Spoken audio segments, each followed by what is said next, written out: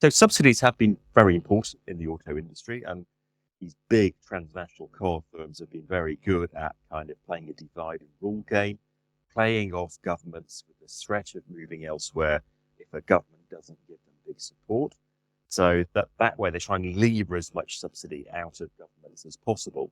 That's a kind of negative thing in a way because it means the state and us as taxpayers end up effectively subsidizing them.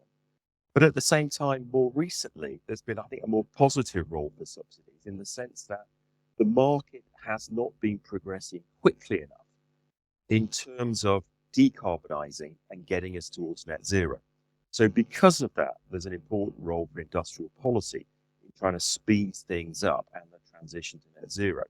Now, in the auto industry, for example, that's involved most recently the Biden government introducing things like the Inflation Reduction Act, the Chips and Science Act, and Lot Infrastructure Act, for example. That has meant a lot of support for US manufacturing. A big slug of money within that has gone towards the auto industry to encourage a transition towards electric vehicles. Not only the making of electric vehicles, but also the components that go in them, including batteries, and subsidies for buyers as long as you're buying an EV that's made in the US or one of its allies. So subsidies have become very important. Massive subsidies in the US, hundreds of billions of dollars. The European Union has responded to that by relaxing its rules over state aid and to introduce a new green industrial policy. Again, hundreds of millions of dollars of support.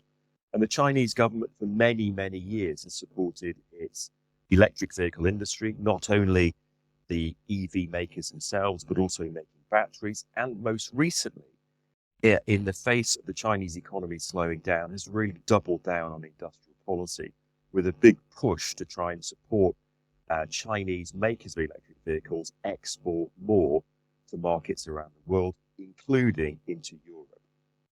In the case of the UK, the subsidies are much more limited. There is, for example, an automotive transformation fund of about £2 billion. That's been recently topped up after the previous pot of money had been spent on supporting Nissan and Tata, which own Jaguar Land Rover. So there is some money there.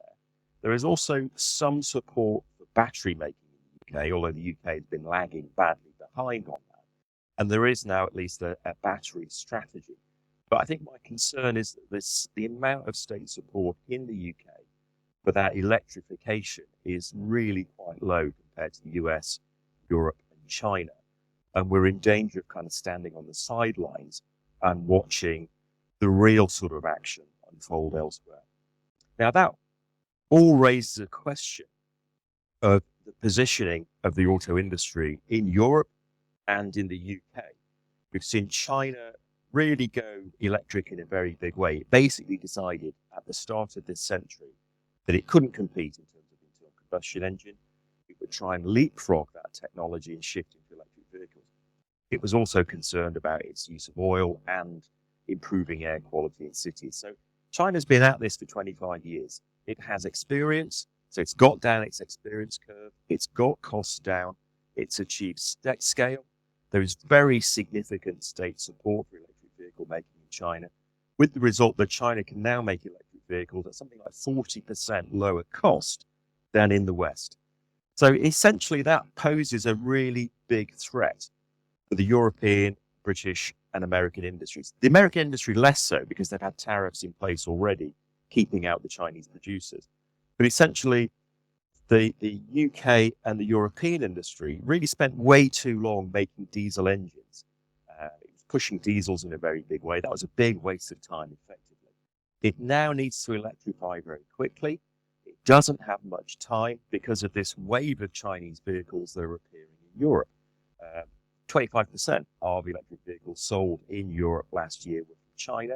If you look at ports across Europe, they are literally full of Chinese cars that are arriving.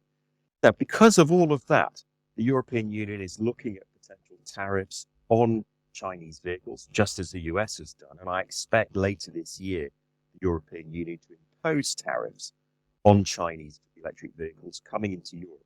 The idea being to buy time for European producers to actually get their costs down and to be able to compete. That's going to raise an important question for the UK. Does it decide to do the same as the US and the European Union in imposing tariffs on Chinese vehicles, electric vehicles, in order to allow its domestic industry to compete? Or does it decide that actually we want people to get into electric cars? Cheap Chinese cars means that becomes easier, and therefore we want to really accelerate the transition towards electric vehicles. So there is a fundamental policy dilemma, I think, for the government in the UK and in the European Union, which is, do you want to protect your own industry? Do you want to buy it time to electrify? Or do you want to go all out as quickly as possible towards net zero and decarbonising transport? So I think there's a fundamental trade-off there between the speed of progress to net zero and whether you want to protect your domestic industry to try and get there. I think there are a few broader points as well when we think about green goods. One is that the market isn't progressing quickly enough.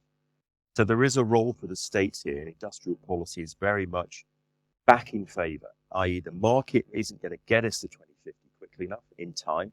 Therefore, there's a role for the state to try and speed things up.